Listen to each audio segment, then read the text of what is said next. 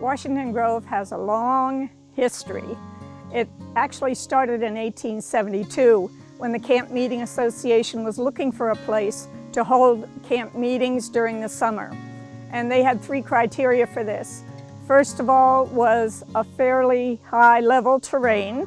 Secondly was the prevalence of springs as a source for water. And third was proximity to the Baltimore and Ohio Railroad, which opened this line in 1873. 2 of the main springs are located here in the West Woods. One is Maple Spring, which is near Maple Lake, and this one is Whetstone Spring. This was not used so much for basic water supply as it was for recreation. There were picnic tables here, and some of my friends remember camping here. I remember my father bringing our kitchen knives out to sharpen on the whetstone, and I remember coming here with friends just to sit, enjoy the woods, and talk when I was a child.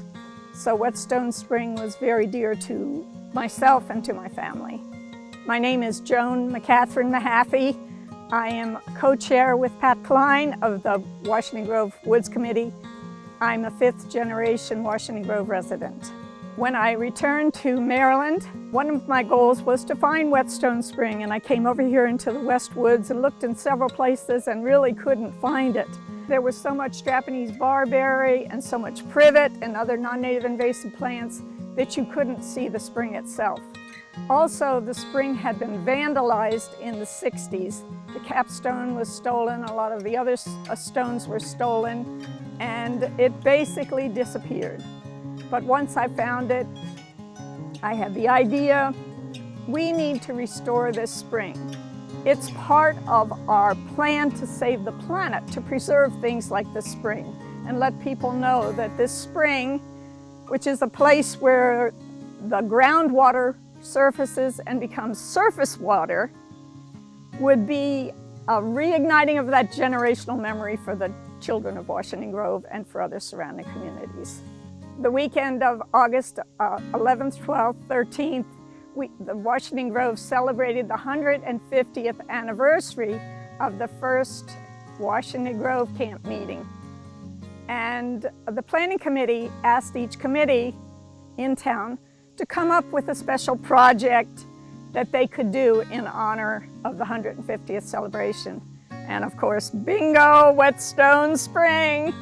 And so we started talking to the contractor and rounded up the photograph and did a drawing so that they would have specifics about what it should look like. We went to the mayor and the town council, and they were 100% behind us. So we had all of that work done before the beginning of the 150th celebration. And then on Sunday afternoon, there was an official rededication of Whetstone Spring, and people from town and former residents and people from surrounding communities came, and we showed the spring. We talked about its history. We talked about its importance for preservation today. And I ended with a poem written by my grandfather, Roy McCatherine, who was the first mayor of Washington Grove. And he was mayor when Maple Lake was rededicated. And he wrote this poem in honor of that, and I realized that with a change, few words, Maple Lake could become Whetstone Spring. This year, we finished Whetstone Spring and cleaned our forest stream. 'Twas not too much to undertake, nor more than we would dream.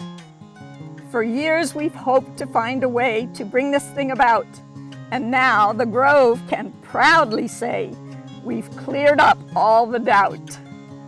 Deep in the woods and down the lane, shielded from the highway, where nature is the water main, and your path a byway.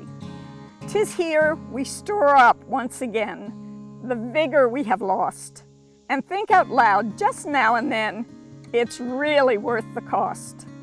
So with the spring at our doorstep, we add to our hometown just one more thing the younger set is glad to have around. Let us continue to keep our town within a forest, an oasis of tranquility, and a rustic jewel in the diadem of the great free state of Maryland.